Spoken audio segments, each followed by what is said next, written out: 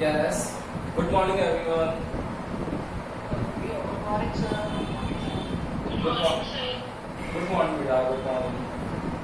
देखो, हम लोगों ने लास्ट क्लास में एप्लीकेशंस ऑफ डायमेंशंस किया था बेटा, और मैंने आप लोगों को एप्लीकेशन ऑफ डायमेंशन में बताया था कि 3 टाइप्स ऑफ एप्लीकेशन हैं. कौन कौन सी एप्लीकेशन? फर्स्ट थी to check the validity of formula, कि हमारा जो फॉर्मूला है वो राइट और रॉन्ग है डायमेंशनल ग्राउंड पर, ये चेक करना है हम लोगों को. सेकंड था हमारा टू मेक द फॉर्मूला, कि हम लोगों को फॉर्मूला बनाना सीखेंगे कि फॉर्मूले का फॉर्मेशन कैसे होता है. तो फर्स्ट होगा to check the formula, second होगा to make the formula, and third one होगा to convert the physical quantity from one unit system to another unit system. तो ये आप लोगों के पास में 3 एप्लीकेशंस थी, जिसमें से फर्स्ट एप्लीकेशन हम लोगों ने करी थी to check the validity of formula कल, और फिर हम लोगों ने उसके आप लोगों को मैंने होमवर्क के क्वेश्चंस दिए थे. अब बताओ ये क्वेश्चंस आप लोगों से सबसे हो गए क्या? सबसे हो गए? यस और नो? सबसे हो गए. बताओ तो मुझे कौन कौन सा फॉर्मूला ठीक है, कौन सा गलत है, कौन सा राइट है, कौन सा रॉन्ग है, बताओ. यस, सारे इक्वल आ रहे हैं. अच्छा, और किसी का आंसर? ऐसे भी होंगे स्टूडेंट जिन्होंने किया ही नहीं होगा. जैसे क्या नहीं आ रहा? ये फर्स्ट वाला इक्वल नहीं आ रहा है, बाकी दोनों आ रहे हैं.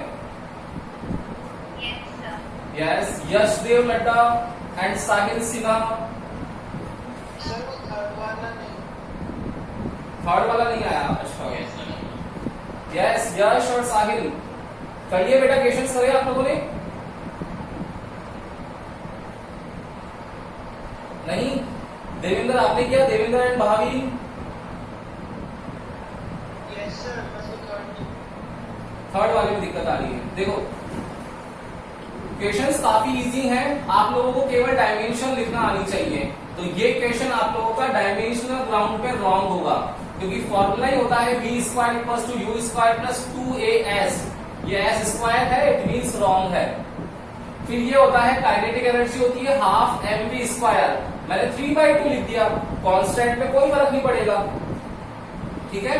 और अब बच गया ये वाला, ये आप लोगों का इंपॉर्टेंट भी है. नहीं आया तो मैं एक बार करवा देता हूं आप लोगों को. ठीक है. तो हम लोग थर्ड जो एप्लीकेशन है, थर्ड जो हमारा क्वेश्चन है, इसको हम लोग एप्लीकेशंस जो है वैलिडिटी ऑफ फॉर्मूला उसके सॉल्व करने की कोशिश करते हैं. देखो एक बार. यस, नाउ तो क्वेश्चन क्या है हमारा? Frequency f equals to 1/2l under root t/m. इसमें हम लोगों ने क्या क्या लिखा था? सॉल्यूशन करेंगे तो क्या लिखा हुआ है देखो. फर्स्ट लिखेंगे हम लोग टेकिंग LHS. क्या होगा टेकिंग LHS में? क्या होगा बेटा? क्या है? f क्या होता है? फ्रीक्वेंसी. और फ्रीक्वेंसी क्या होती है? फ्रीक्वेंसी की डिफाइन होती है नंबर ऑफ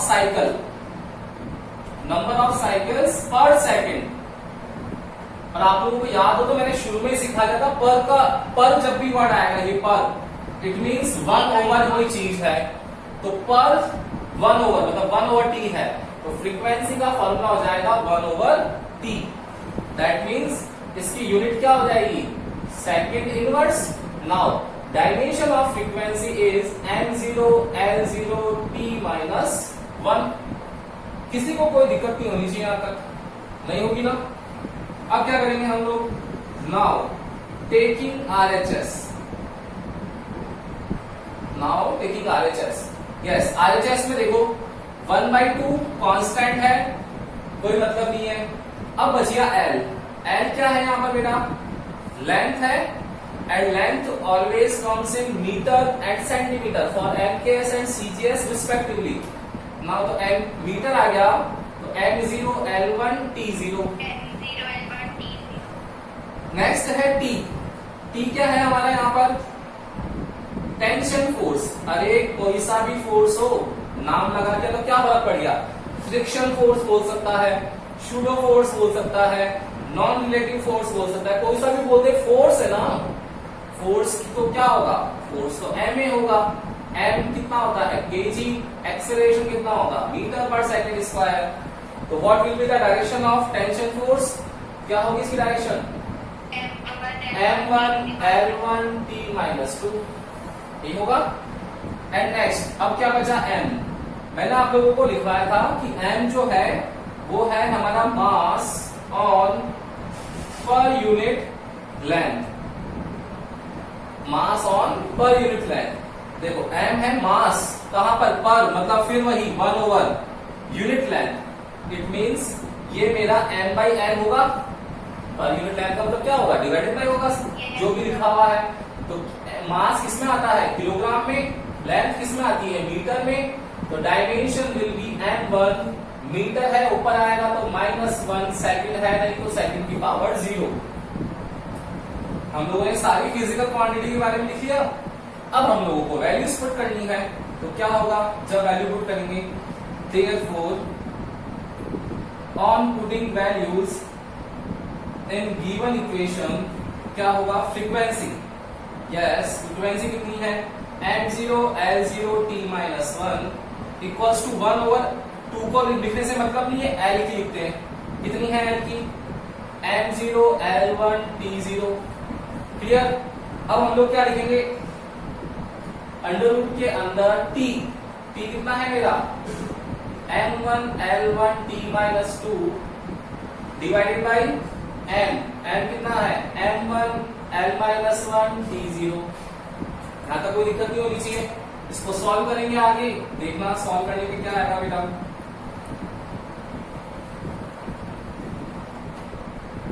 सॉल्व करो उसको। तो m0 l0 t minus 1 over m0 l1 t0 and under root में चलेगा। देखो m1 से 1 कैंसिल हो गया, l प्लस 1 ये ऊपर आएगा -1 प्लस हो जाएगा तो कितना बचेगा m0 l2 and t minus 2 ये ऊपर आएगा तो कोई फर्क नहीं पड़ेगा t minus 2। देखो स्क्वायर है ना, मैंने कल ही हिंट दे दिया था आप लोगों को, स्क्वायर आएगा तो अंडर रूट कैंसिल कर देना ऐसे डायमेंशंस में। तो m0 l0 t minus 1 over m0 l1 t0 bracket से बाहर आएंगे दोनों तो क्या आएगा m0 l1 t minus 1। Now ये l1 कैंसिल हो गया तो क्या बच गया हमारे पास m0 l0 t minus 1, that means LHS जो है वो RHS के इक्वल है। अगर LHS और RHS इक्वल आ जाते हैं इट मीन्स गिवन इक्वेशन जो है वो हमारी राइट है on the dimensional ground. Clear, yes. किसी को कोई डाउट है क्या, भावीन एंड देवेंद्र है क्या बेटा? अब तो कोई डाउट नहीं होगा ना मेरे हिसाब से, तो कर लोगे ना। तो फर्स्ट एप्लीकेशन हमारी क्लियर हो गई। अगर हम लोगों को एप्लीकेशन ऑफ डायमेंशन में जाना है तो एप्लीकेशन ऑफ डायमेंशन होगा हमारा टू मेक दी फॉर्मूला, और टू मेक दी फॉर्मूला के अंदर हम लोगों ने टू चेक दी फॉर्मूला, उस टू चेक दी फॉर्मूला के अंदर हम लोगों ने डिफरेंट तरीके से इसका एनालिसिस किया, डायमेंशंस लिखी, लेफ्ट हैंड साइड को राइट हैंड साइड के इक्वल लेके आकर हम लोग बोलने लगे कि हमारा जो फॉर्मूला है वो राइट है या फिर रॉन्ग है। कोई दिक्कत नहीं होगी यहां तक। अब हम लोग नेक्स्ट जो कर रहे हैं वो कर रहे हैं टू मेक दी फॉर्मूला, कि अब हम लोग फॉर्मूले का फॉर्मेशन कैसे करें। तो नेक्स्ट हमारा वही है आज का टॉपिक।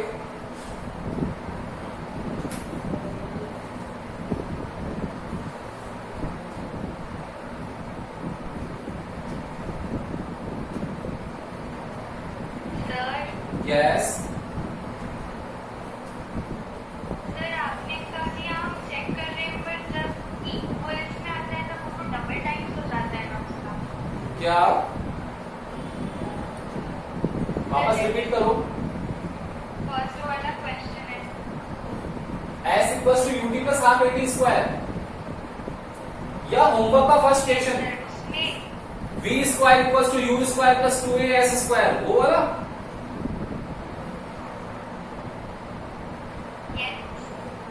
क्या दिक्कत हुई इसमें बोलो। सर उसमें m0 l2 t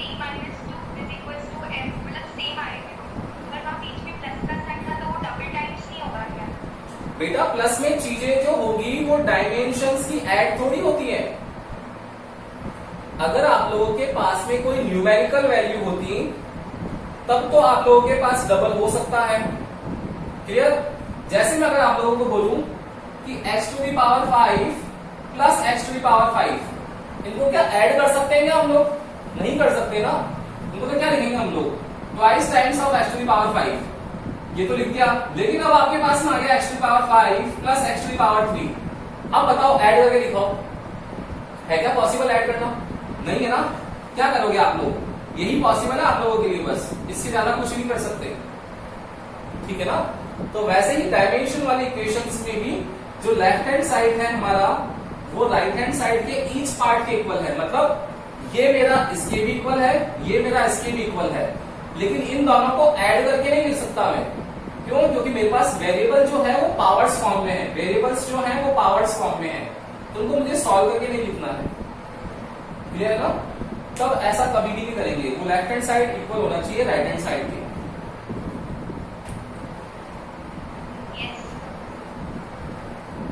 now second है हमारा आज टू मेक द फॉर्मूला। देखना बेटा सेकंड एप्लीकेशन कैसे करेंगे।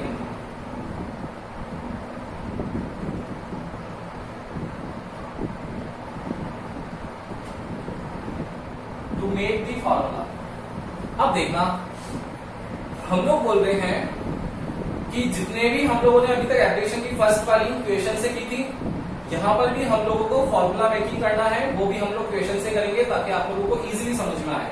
तो फर्स्ट क्वेश्चन लिखते हैं। देखना क्वेश्चन है आप लोगों के पास में, the time period of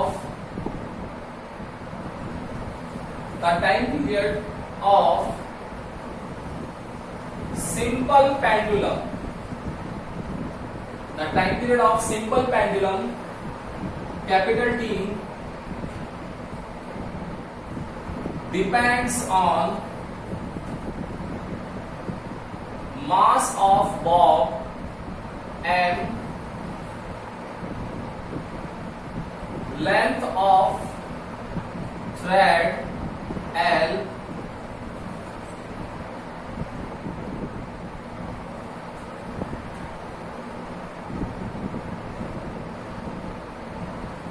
gravitational acceleration g.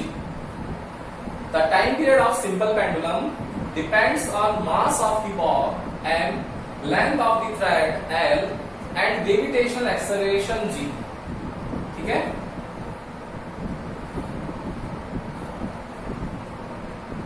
To make the formula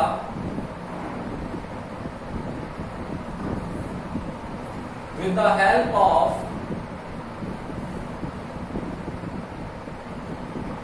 dimensions, ये आप लोगों के पास में क्वेश्चन आएगा।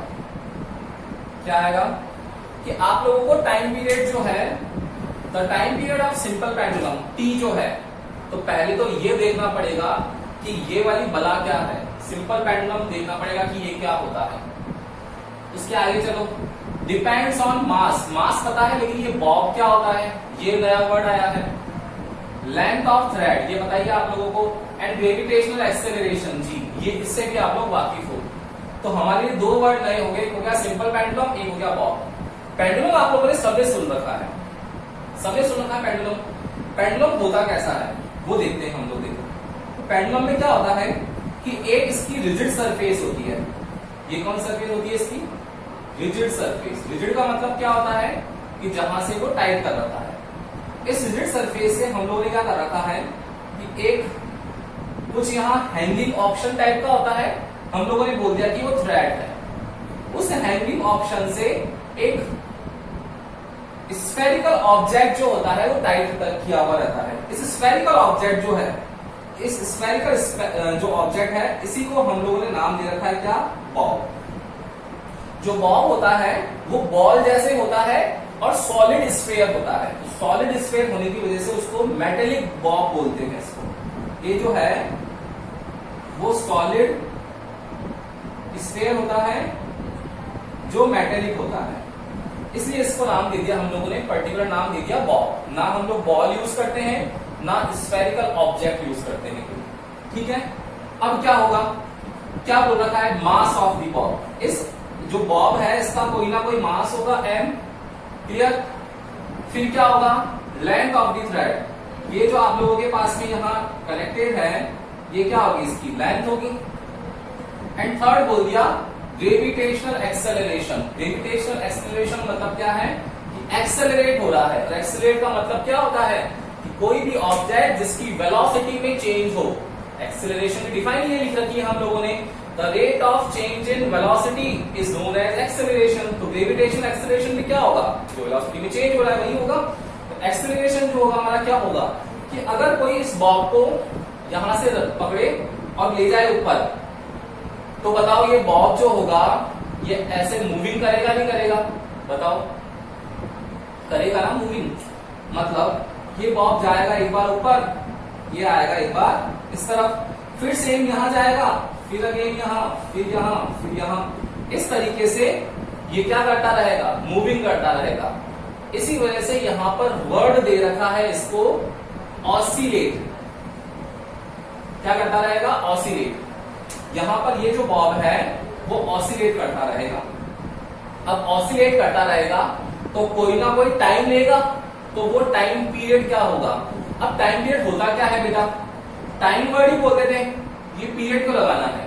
इट मींस एक किसी भी फिक्स्ड इंटरवल के बाद में जो भी चीज रिपीट हो जाए उसी को बोलते हैं टाइम पीरियड। क्लॉक है आप लोगों की 12 बजे से स्टार्ट होती है, 12, 1, 2, 3, 4, 5, 6, 7, 8, 9, 10, वापस 12 बज गए, तो इसका कंप्लीट एक टाइम कितना हो गया, 1। फिर अगेन ये तो हो गए हमारे डेज में, फिर अब इवनिंग से नाइट में क्या हो गया, फिर 1, 2, 3, 4, 5, 6, 11, 12, फिर टोटल टाइम कितना हो गया 1, पहले वाला था प्लस 1 ऐड हो गया तो 2 हो गया। मतलब टोटल टाइम पीरियड 2 होगा, तब जाकर के 24 आवर्स कंप्लीट हो रहे। आ रही ना कहानी समझ में। यहां पर कब होगा टाइम पीरियड, पूरा सिंगल टाइम पीरियड कब होगा बेटा, देखो ये बॉब जब यहां से जाएगा, फर्स्ट यहां से चला गया यहां पर, ऐसा तो होगा नहीं ऊपर निकल जाएगा, क्यों, क्योंकि रिजिड सरफेस है, ऊपर कहां जाएगा, जाएगा ही नहीं, वापस ग्रेविटी खींच लेगी इसको, ऊपर जाएगा यहां पर, यहां से जाएगा मैक्सिमम पॉइंट तक। तो कितना रोटेशन हुआ, यहां से यहां तक हाफ, 1/4 हुआ ना, देखो ये रहा मेरा यहां पर है, यहां से यहां तक गया कितना हुआ 1/4, फिर अगेन वापस आ गया तो 1/4 प्लस 1/4 हाफ हो गया। अगेन फिर यहां से फिर गया तो 1/4, फिर यहां पर वापस आ गया 1/4। तो देखो 1/4 प्लस 1/4 हाफ, 1/4 प्लस 1/4 हाफ, तो हाफ और हाफ मतलब टोटल टाइम मेरा 1 हो जाएगा क्या। तो टाइम पीरियड 1 होने के लिए यहां पर कितने रोटेशन चाहिए इसको, 4 रोटेशन चाहिए। कि पहले जाएगा ऊपर, फिर आएगा नीचे, फिर जाएगा ऊपर, फिर आएगा नीचे, तो अपनी वापस प्रीवियस कंडीशन में आ जाएगा। क्लॉक जो नीडल है वो भी क्या होता है, वापस प्रीवियस में आ जाती है, तभी तो टाइम पीरियड होता है। तो ये यहां गया, यहां पर आ गया, फिर यहां गया, यहां पर आ गया, प्रीवियस आ गया, इस जगह पर इसका टाइम पीरियड कितना हो जाएगा 1 हो जाएगा। आया क्या समझ में, बोलो यस।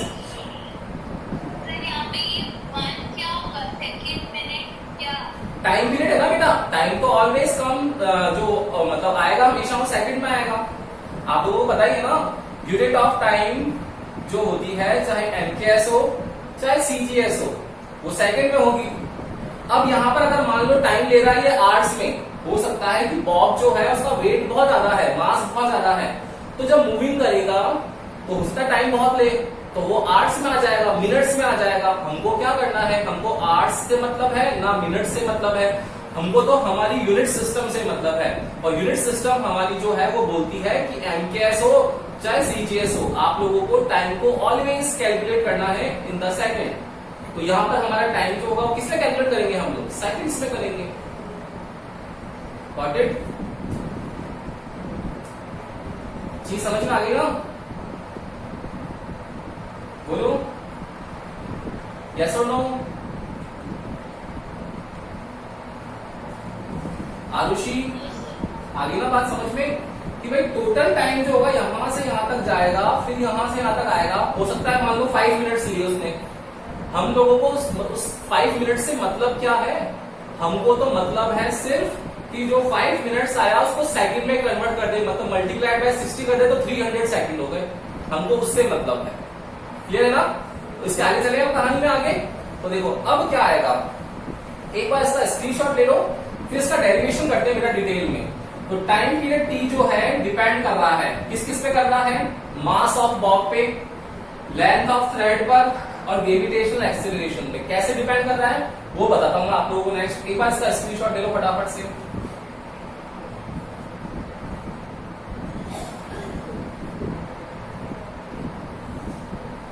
यस, ले लिया स्क्रीनशॉट?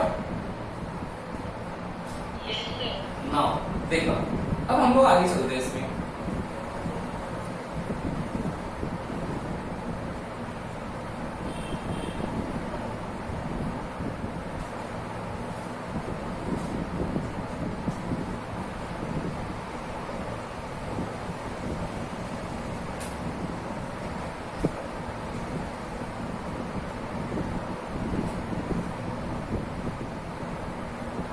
तो देखना बेटा, हम लोगों ने क्या डायग्राम ड्रॉ किया था? रिजिड सरफेस है, उस रिजिड सरफेस से हम लोगों ने एक बॉब यहां पर टाइट कर रखा है जिसका मास है m और ये ऑसिलेट कर रहा है ऑसिलेट। अब देखना, ध्यान से देखना चाहते हैं मैं क्या बताने वाला हूं आप लोगों को। मुझे ये बताओ, लेट सपोज मेरा ये मार्कर जो है सिंपल पेंडुलम है, देखो इस अकॉर्डिंग है ना। मैंने यहां पर कोई मास जो है वो एक ऑब्जेक्ट यहां से टाइप कर दिया है। अब देखो, फर्स्ट चीज, अगर इस ऑब्जेक्ट का जो मास होगा, बॉब का जो मास होगा m, वो ज्यादा होगा, सोचो ज्यादा होगा तो ये बहुत धीरे धीरे ऊपर जाएगा ना बेटा। जैसे होती ना पेंडुलम वाली क्लॉक होती है, बहुत धीरे धीरे जाएगा। अगर हल्का होगा तो क्या होगा? इजीली ऊपर चला जाएगा, वापस इधर आ जाएगा, इजीली रोटेट होकर के। होगा या नहीं होगा? इस तरीके से मूविंग करेगा।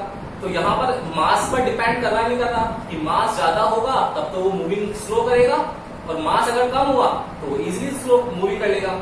पहली चीज मास। दूसरा चीज क्या है?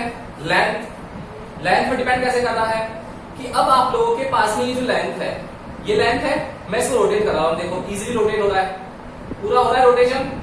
लेकिन मैंने लेट सपोज इसकी लेंथ कम कर दी, अब मैंने लेंथ देखो इतनी कम कर दी, अब लेंथ इतनी सी बची इसकी। तो अब बताओ इतना से मूविंग करेगा केवल ये? तो बोलो, आ रहा है समझ में? अब तो भाई इतना से मूविंग करेगा। क्यों? क्योंकि लेंथ कम कर दी मैंने, इसकी अगर लेंथ इंक्रीज कर देता तो इजीली मूविंग करता है ये। क्लियर है ना? और अगर इसकी लेंथ इंक्रीज कर देते तो और इजीली मूविंग करता। तो लेंथ इंक्रीज करने पे टाइम पीरियड जो है उस पर इफेक्ट कर रहा है। एंड थर्ड होता है ग्रेविटेशनल एक्सेलरेशन, स्मॉल जी। ग्रेविटेशनल एक्सेलरेशन क्या है कि अब अगर अर्थ पर है तो अर्थ पर मूविंग कर रहा है तो ऐसे कर रहा है, तो अर्थ का ग्रेविटेशनल एक्सेलरेशन कितना होगा? 9.8। लेकिन अगर आप लोग इसको अर्थ से ले गए मून पर, अब क्या होगा? मून पर आप लोगों ने पढ़ ही रखा है कि उसका वेट जो होता है वो 1/6 रह जाता है। उसका मतलब ग्रेविटेशनल एक्सेलरेशन भी कम होगा। हमारी अर्थ पर होता है 9.8, जो अर्थ है वहां पर होता है 9.8। और अभी याद रखना अभी के लिए कि मून पर होता है 2.3। देखो कितना कम हो गया। तो अगर हम लोग इसको मून पर ले गए पेंडुलम को तो क्या होगा? इसके रोटेशन पे और इफेक्ट होगा, मतलब टाइम पीरियड और कम या ज्यादा हो सकता है। इट मींस यहां जो टाइम पीरियड है वो हमारा 3 फैक्टर्स पे डिपेंड कर रहा है। Major factors, mass, second one is length and third one is gravitational acceleration. तो अब इसके आगे हम लोग कहानी करते हैं स्टार्ट। देखो तो क्या कर रहे हैं हम लोग वो देखना ध्यान से। इस क्वेश्चन को सॉल्व करते वक्त आप लोगों को क्या करना है? सबसे पहले डिपेंडेंसी देखनी है। और मैंने आप लोगों को शुरू में ही बताया था डिपेंडेंसी का मतलब होता है प्रोपोर्शनल साइन। याद आया? मैंने आपको बताया था शुरू में force directly proportional to m1 m2। तो ये प्रोपोर्शनल साइन जो है डिपेंडेंसी को रिप्रेजेंट करता है। तो डिपेंडेंसी कर रहा है मतलब क्या होगा कि टाइम पीरियड जो है, ये टाइम पीरियड t जो है वो डिपेंड कर रहा है किस किस पे कर रहा है? Time period t depend mass of object m पर कर रहा है, लेंथ ऑफ ऑब्जेक्ट l पे कर रहा है और g पर कर रहा है। अब हम लोगों को पता नहीं है कि ये डायरेक्टली प्रोपोर्शनल है या इनवर्सली प्रोपोर्शनल है, पता पड़ रहा है क्या? तो हम लोगों को पता नहीं है, तो हो सकता है ना कि ये m और l नीचे आ जावे। तो अब क्या करेंगे, जब पता नहीं है, होता है कि यहाँ डायरेक्टली प्रोपोर्शनल है या इनवर्सली प्रोपोर्शनल, उसने बोला है सिर्फ प्रोपोर्शनल है, डिपेंडेंसी है, तब उस जगह पर हम लोगों को पावर्स जो होगी ए बी सी वो हम लोगों को लेट कर लेनी चाहिए। तो हम लोगों ने लेट सपोज कर लिया है कि a is the power of m, b is the power of l and c is the power of g। कि यहाँ पर टाइम जो है वो m की पावर a, l की पावर b एंड g की पावर c पर डिपेंड कर रहा है। कौन सी पावर आएगी वो सॉल्व करेंगे हम लोग। क्लियर? तो अब हम लोग जब यहाँ पर प्रोपोर्शनल साइन हटाते हैं तो कांस्टेंट आता है k, तो t इक्वल्स टू आ गया k m a l b g c। ये इक्वेशन हो गई फर्स्ट। बस स्टार्टिंग में आप लोगों को यही लिखना पड़ेगा, जो भी इक्वेशन में डिपेंडेंसी दे रखी है उसके अकॉर्डिंग इक्वेशन आप लोग सेट कर लो। कर लिया इक्वेशन सेट? अब तो आप लोगों को जो फर्स्ट काम किया था ना आप लोगों ने टू चेक द फॉर्मूला में, वही काम करना होता है वापस। क्या काम? देखना, ऑन टेकिंग LHS, वहां भी ऐसा ही किया था, LHS लिया था। क्या है LHS? T है टाइम पीरियड। तो टाइम पीरियड क्या आएगा बेटा?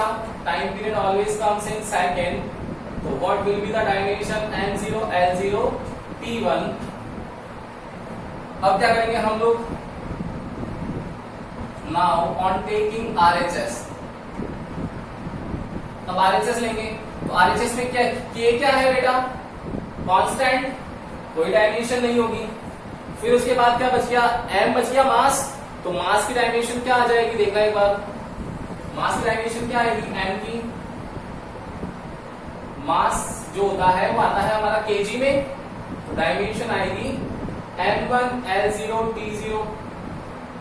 फिर है l क्या होगा?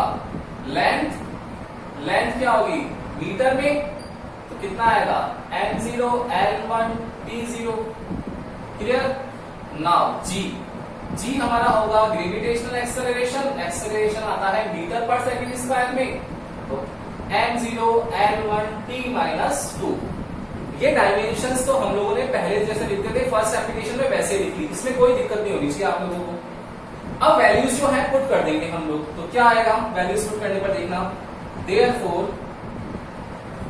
फ्रॉम इक्वेशन फर्स्ट से क्या आएगा? वैल्यूज रखेंगे हम लोग। तो वैल्यूज क्या है? t की वैल्यू क्या है मेरा? m0 l0 t1। Clear? k की वैल्यू नहीं है तो k को हम लोग छोड़ देंगे, ये छोड़ दिया। m की लिख लेते हैं, m कितना है? m1 l0 t0। पावर कितनी है इसकी? a। l की पावर कितनी हो जाएगी? m0 l1 t0। पावर कितनी हो गई? b। एंड अब क्या बचा? g। तो g की पावर कितनी है? तो देखना यहां पर लिखेंगे g को m0 l1 t-2 and power हो गया c। ठीक है? देखो मल्टीप्लाई करो सबको, कितना आएगा? यहां से देखना, m0 l0 t1 equals to k, इस पावर को अंदर मल्टीप्लाई कर दें तो ma l0 t0, b को अंदर मल्टीप्लाई कर दें तो m0 lb t0 and c को करते हैं अंदर तो m0 lc t-2c। क्लियर? फिर वही थ्योरम पता है, बेस सेम होती है तो पावर्स ऐड हो जाती है, तो क्या आएगा यहां से? m0 l0 t1 equals to k m a plus 0 plus 0 m a l 0 plus b plus c l b plus c t 0 plus 0 minus 2c t minus 2c। Clear है? अब देखना, आप जो पूछे थे ना आयुषी, वही चीज आ गई कि अब दोनों इक्वल है। अब दोनों इक्वल है तो बेस इक्वल है, इट मींस इनकी जो पावर होगी वो भी इक्वल होगी। इट मींस a की वैल्यू हो जाएगी 0, b प्लस c हो जाएगा 0 एंड माइनस 2c हो जाएगा 1। अब हम लोग इक्वल कर सकते हैं, तो क्या हो जाएगा? देखना, देयरफॉर ऑन कंपैरिजन में क्या आ रहा है? a की वैल्यू आ गई 0, b प्लस c आ गया हमारे पास 0 एंड माइनस 2c आ गया कितना? 1। तो इससे c कितना आ जाएगा, c कितना आ जाएगा, देयरफॉर c आ जाएगा -1/2। ये यहां पुट करेंगे हम लोग, तो b और -1/2 ऐसा पुट करते ही b की वैल्यू कितनी आ जाएगी, +1/2 आ जाएगी, +½ तो a 0 आ गया, b ½ आ गया, c -1/2 आ गया। ये वैल्यूज रख देंगे हम लोग इक्वेशन 1 में, तो क्या आएगा, देयरफॉर फ्रॉम इक्वेशन फर्स्ट, यहां से क्या आएगा, फ्रॉम इक्वेशन फर्स्ट, देखना from equation first t equals to k m, a कितना आया 0, ये 0, l b कितना आया, b आ गया ½ ये ½ और g c कितना आ गया -½ इसको मैं डिनोमिनेटर ले जाऊंगा तो क्या आएगा मेरा, देखो इस चीज को मैं यहां सॉल्व कर रहा हूं,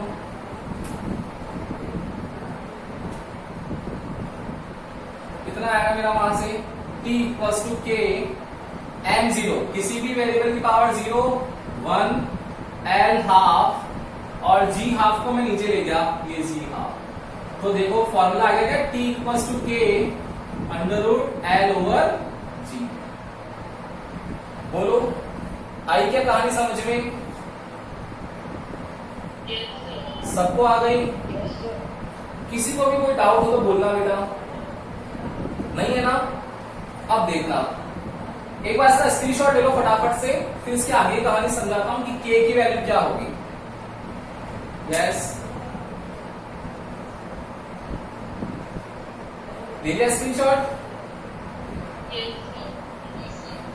नाउ अब देखना, अब हम लोग बोल रहे हैं कि यहां पर k की वैल्यू क्या होगी, तो आप लोगों की बुक्स में है ना डायरेक्ट लिख दिया होता है, बुक में लिखा हुआ होता है बाय एक्सपेरिमेंट, देख लेना बुक खोल के, by experiment k equals to direct लिखता है 2π, तो t इक्वल्स टू 2π √l/g आता है। लेकिन ये बाय एक्सपेरिमेंट तो लैब में करेंगे ना, तो लैब में कैसे करेंगे देखना भाई, ये सिंपल पेंडुलम है, यहां पर आप लोगों के पास में एक बॉब है, देखना बेटा ये बॉब यहां से यहां तक गया, तो मुझे बताओ इसने कितना एंगल सबटेंडेड किया, बताओ मुझे, यहां से यहां तक 90 किया क्या, किया ना, तो यहां से यहां तक गया कितना एंगल हुआ 90, एंड अगेन यहां पर आ जाएगा 90, तो कितना हो गया टोटल 90 + 90 180, और 180 को क्या लिखते हैं हम लोग पाई, सेम यहां से जाएगा ऊपर 90 एंड अगेन आएगा 90, तो फिर अगेन कितना आ जाएगा पाई, क्लियर। ये अगर रिजिड सरफेस है और अगर ये इसका मिड पॉइंट है, तो मिड पॉइंट से ये वाली वैल्यू क्या आएगी प्लस में, और ये वाली वैल्यू क्या आएगी माइनस में, क्लियर। तो ये प्लस हो गया, ये माइनस हो गया। अब हमें चेंज निकालना है, मैंने आप लोगों को शुरू से सिखाया था कि चेंज जो होता है वो ग्रेटर में से लेसर को माइनस करते हैं, तो चेंज के क्या हो जाएगा, ग्रेटर मतलब पाई, फिर माइनस और लेसर क्या है -π, तो बताओ चेंज कितना है, पाई माइनस माइनस प्लस 2π, बोलो चेंज आ गया क्या 2π, बोलो आया ना, यही हमारा k की वैल्यू है। तो बाय एक्सपेरिमेंट होता है ऐसा लिखा हुआ, मोस्ट ऑफ द टीचर्स भी ऐसे करते हैं, जिन टीचर्स को पता नहीं होता है, नए नए आए हैं मैदान के अंदर, वो ऐसा ही करते हैं, बुक पढ़ते हैं डायरेक्ट लिखते हैं by experiment k equals to 2π। अरे कहां से आया, हवा से थोड़ी आया, साइंस है, हर चीज के पीछे लॉजिक होगा। लॉजिक ये है कि यहां से यहां तक मूविंग करने में π/2 अगेन π/2, तो ओवरऑल चेंज कितना हुआ पाई का, अगेन फिर π/2 फिर चेंज कितना हुआ पाई का। अब ये मिड पॉइंट के रिस्पेक्ट में तो मूविंग कर रहा है, तो मिड पॉइंट मतलब अगर आगे गया फॉरवर्ड तो प्लस का होगा, पीछे वाला कितना होगा माइनस का। ओवरऑल चेंज कितना होगा पाई माइनस -π, ओवरऑल 2π आ गया, इस 2π को लिख दिया हम लोगों ने, तो t इक्वल्स टू 2π √l/g हो गया। बोलो आया क्या समझ में, स्क्रीनशॉट ले लो फटाफट से इसका, एक बार इसका स्क्रीनशॉट ले लो। तो ये हमारा क्वेश्चन हो गया कंप्लीट यहां पर, ओके। अब अगर आप लोगों को कहीं भी दिक्कत आती है तो वही चीज बोलूंगा मैं, YouTube पे जाओ, पूरा वीडियो देखो, और आप लोगों को जहां भी दिक्कत आए करो उस क्वेश्चन को। मैं आप लोगों को आज होमवर्क के लिए क्वेश्चन दे रहा हूं, फटाफट से स्क्रीनशॉट ले लेना, टाइम ओवर हो जाएगा। क्या बोल रहा हूं मैं, कि क्वेश्चन है जो टाइम है मेरा t वो डिपेंड कर रहा है किस किस पर, फोर्स पर, वर्क डन पर एंड वेलोसिटी पर। मेरा जो टाइम है t वो force, work done and velocity पे डिपेंड कर रहा है। तो आप लोगों को क्वेश्चन आएगा to make the formula with the help of dimensional graph. Same language लिखी में आएगी, ये आप लोगों का होमवर्क है। आगे समझ में क्वेश्चन कि जो टाइम है मेरा वो डिपेंड कर रहा है किस किस पर, force, work done and velocity पर। तो to make the formula for this, clear, with the help of dimensional graph. कर लोगे ये क्वेश्चन होमवर्क का। अगर डाउट आता है यूट्यूब पे जाना है, पूरा वीडियो देखना है और वीडियो देख करके आप लोगों को 70% टू 100% होकर के इस क्वेश्चन को अटेम्प्ट करना है। ओके, तो कल मिलेंगे अब हम लोग। Good day. Good day sir. Good day बेटा, गुड डे।